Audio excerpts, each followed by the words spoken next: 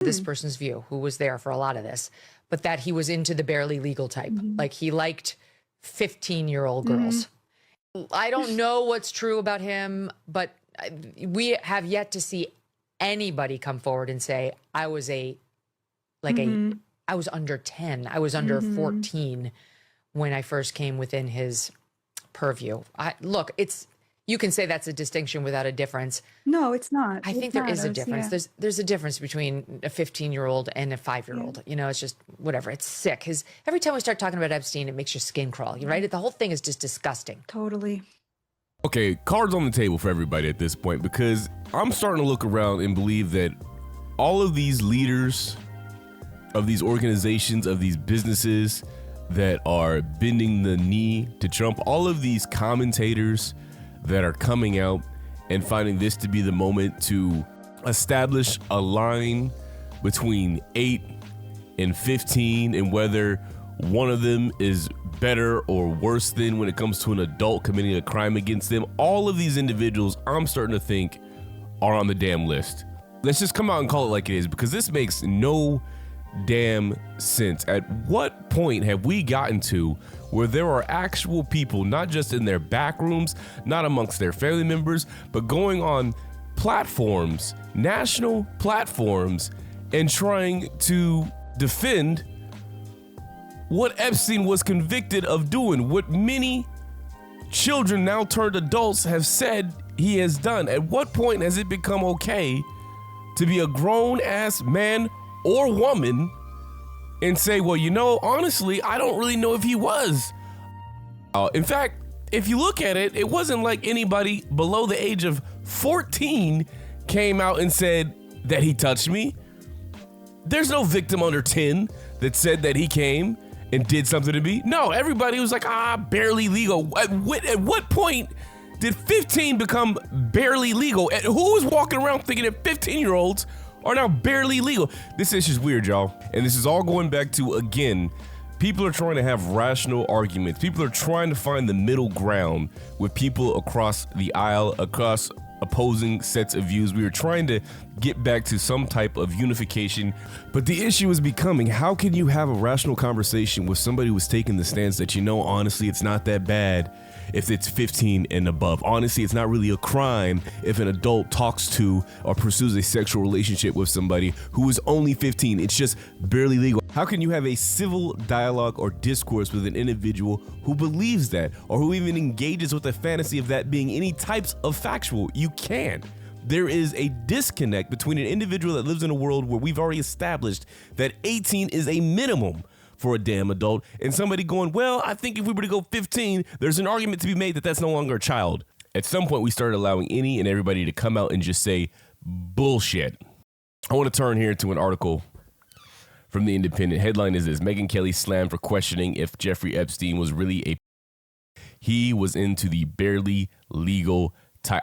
First of all, I don't even know what the hell barely legal is. It's either legal or it's not. And when we're talking about anybody standing on a fence or trying to find a defense for an act by an adult towards a child should be locked up. Point blank, period. You should not be a free man or woman. If you have the audacity to come out and try to defend or explain why an adult would commit a crime such as this towards a child, you deserve to be behind bars. I don't give a damn who you are.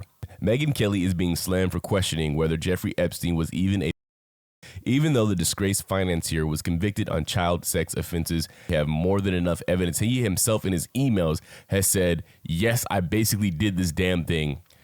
Kelly's critics have torn into her comments on social media, with some pointing to an interview she gave in 2018 in which she appeared to have a very different view. While interviewing a victim of alleged abuse in 2018 on her show Megyn Kelly Today, the broadcaster went to great lengths to point out that the age of consent in California is 18. Ladies and gentlemen, and I know I'm not talking to the freaks, the weirdos, the sickos that think that there's justification for what she said or try to justify what Epstein did. I'm talking to rational individuals right now, but let's just, again, explain that a 15-year-old is in high school. Now, I know most of us have not been around or near a high school in quite a bit of time for good reason, but I remember being in these schools as a coach And I can tell you right now, the last thought that crosses your mind is, wow, there's a difference between the 15-year-olds and the 8-year-olds. The last thing you were thinking about is, well, I think that individual right there could definitely give consent if warranted. These are all children. As far as I'm concerned, everybody in a school, high school and below, is a damn child. So this is sick. If this is really what we're going to, right? If we are really now at the point where individuals are allowed to go on platforms and try to distinguish why it is okay to talk to a 15-year-old, a 16-year-old, a 17-year-old, we have lost it. We have lost the plot of this damn nation completely. Now, thankfully, again, she is getting torn up left and right for this dumb, sick-ass comment.